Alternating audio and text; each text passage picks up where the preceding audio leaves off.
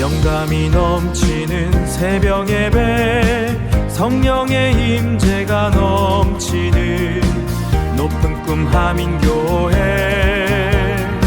성령의 임재가 2026년 6월 11일 새벽입니다. 하나님 말씀은 시편 89편 19절에서 29절입니다.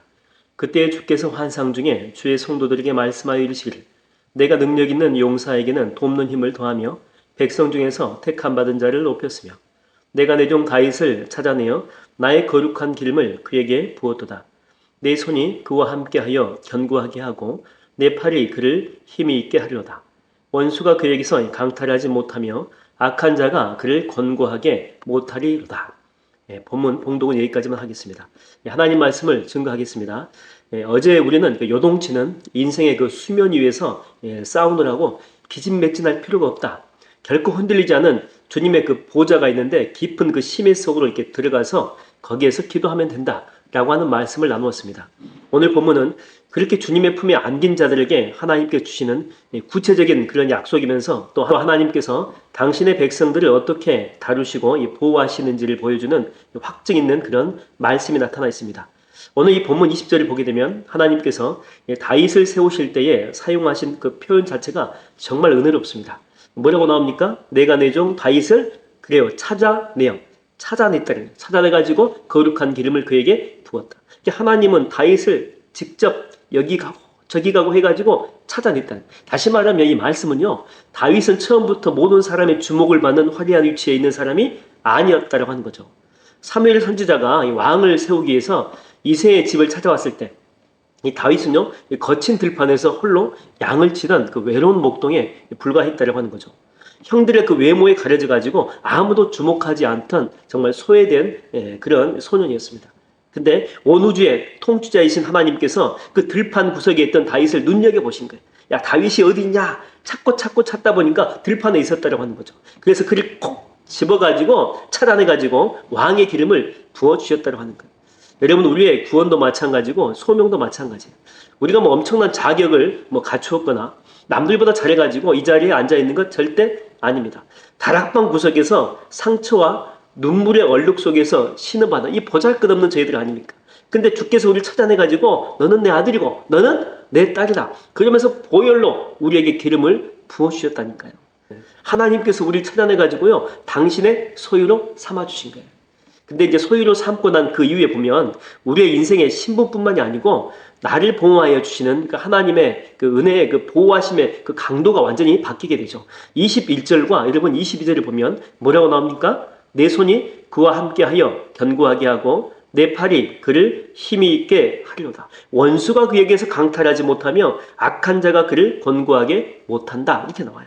하나님이 직접 손과 발로 나를 꼭 붙드셔가지고 원수가 감히 내 인생을 해치지 못하도록 방탄막이 되어 주시겠다는 거예요. 성령의 불담이 되어 주시겠다고 하는 것입니다. 예전에 그 프랑스의 한 오래된 주택의 다락방에서 지붕이 새었다고 합니다. 그래서 이렇게 수리를 했는데 400년 동안 먼지와 이렇게 쥐똥 속에 이게 방치되어 있던 때 묻은 이 그림 한 점이 발견이 된 거죠. 처음에 아무도요 이거 주목하지 않았어요. 그냥 흔한 고물이든지 아니면 가짜 모조품이겠지라고 생각을 했던 것입니다. 근데 세계적인 이 미술 감정가들과 프랑스의 문화부가 3년 동안 현미경과 방사선까지 다 동원해가지고 정밀 조사를 벌였는데 그 결과 이 그림은요 17세기 이탈리아 천재 화가 카라바조라고 하는 사람이 정말 유명한데 이 사람 이름을 치면 그림 그린 게 기독교 그림도 상당히 많이 나옵니다. 이 사람이 그린 진품으로 확인이 된 거예요. 그 당시 그 그림의 가치가 얼마 정도 되냐면 1,500억 정도 하는 게 엄청나죠. 엄청난 이 보물이었다고 하는 것입니다. 그 후에 이 그림은요 최고의 전문가들에 의해 가지고 정밀 복원 과정을 거친 후에 지금은 특수 방탄으로 제작된 그 케이스, 유리된 케이스 안에 들어가 가지고 24시간 보호를 받는 귀한 작품이 된 것입니다. 어느 누구도 감히 그 그림을 함부로 만지거나 훔칠 수가 없게 된 거죠. 여러분, 우리가 그래요. 우리가 바로 이 세상의 캄캄한 다락방 먼지 속에 버려져 있던 이 그림과 똑같은 존재들이었다고 하는 거죠. 마귀는 우리를 향해서 너는 쓸모없는 인생이다. 너는 무가치한 삶이다. 그러면서 우리 인생의 절망의 먼지를 덮어 씌웠다니까. 2겹으로 덮어 씌우고 3겹으로 덮어 씌웠어요. 우리 존재 자체가 보이질 않습니다. 그러나 만왕의 왕신 하나님께서 우리를 찾아내가지고 깨끗하게 씻겨주시고 또 새 옷으로 입혀주시고 당신의 피값으로 산 최고의 걸작품으로 만들어 주셨다고 하는 것입니다. 그래서 원수 마귀는요, 이제 감히 우리를 넘볼 수가 없다니까요. 뭐 말로는 죽인다 그래요. 네 인생 망가뜨리겠다라고 여러 가지 환경들을 만들어냅니다. 그러나 말뿐이지 원수 마귀가 우리를요 아주 무너뜨리지 못하도록 전능하신 하나님의 손이 우리를 완벽한 방탄막으로 감싸 쥐고 계신다고 하는 것입니다. 그래서 여러분, 로마서에서 바울은 뭐라고 고백합니까? 환난이나 곤고나 기근이나 핍박이나 위험이나 칼이라 그 어떤 것도 나를 그리스도의 사랑에서 끊을 수가 없느니라. 아멘. 여러분, 이 새벽에 눈을 들어가지고 나를 바라보시는 그 주님의 시선을 보세요. 하나님은 단 한 번도 여러분을요 놓친 적이 없어요. 험한 세상 속에서 여러분들을 기가 막히게 찾아냈다니까요. 그리고 거룩한 보혈로 기름 부으셔가지고 너는 내 소중한 걸작품이다, 너는 내 아들이다 라고 안아주시면서 말씀하십니다. 여러분이 목요일 아침에 나를 속이는 이 사탄의 거짓말과 이 두려움의 먼지를 예수의 이름으로 전부 다 털어버리세요. 그리고 내 인생을 견고하게 하실 구원의 반석이고 구원의 하나님이고 나의 요새 되신 바로 이 아버지를 향해 기도의 손을 높이 높이 들어보십시오. 그럴 때 우리를 가로막고 있던 모든 원수 마귀의 진은 박살이 나고 하늘의 평강과 영광이 우리의 삶을 견고하게 덮어주실 줄로 믿습니다.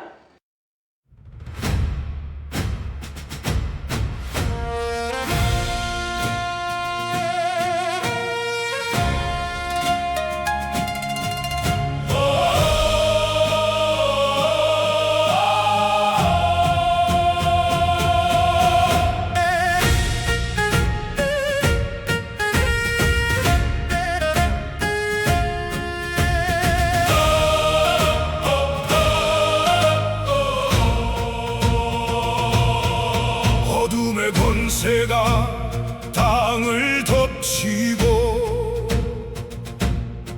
거짓의 영들이 미혹할 때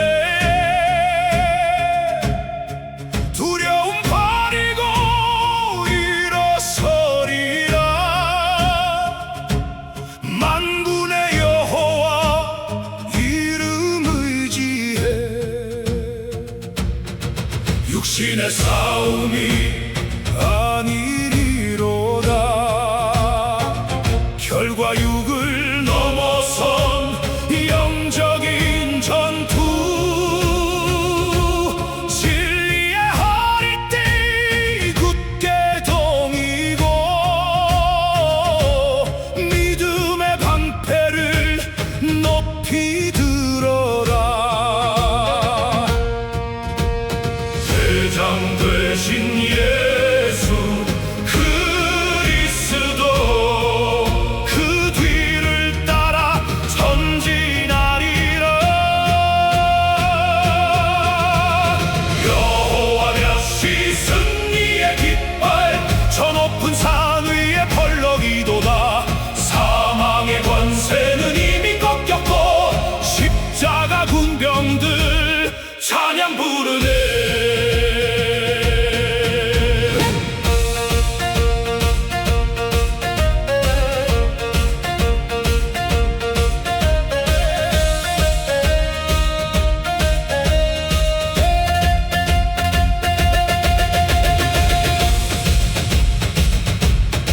사탄의 불화살 쏟아질지라도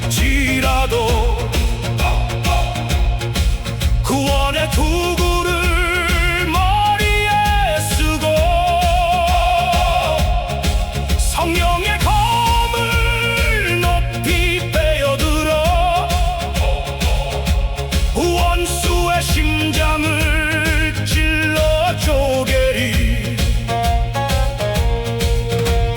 대장 되신 예수 그리스도 그 뒤를 따라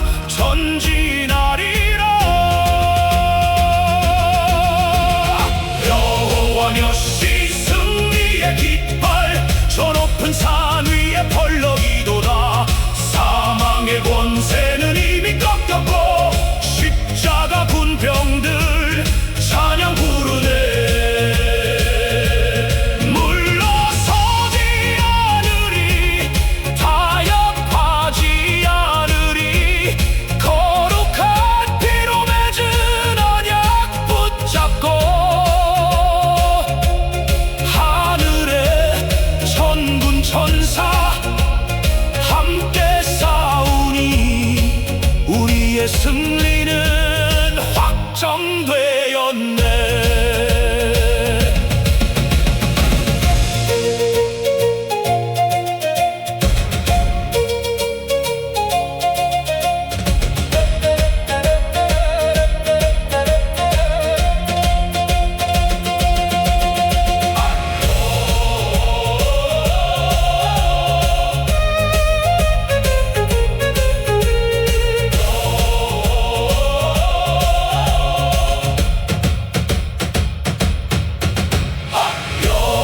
여시 승리의 깃발 저 높은 산 위에 펄럭이도다. 사망의 권세는 이미 꺾였고 십자가 군병들 찬양 부르네. 승리의 깃발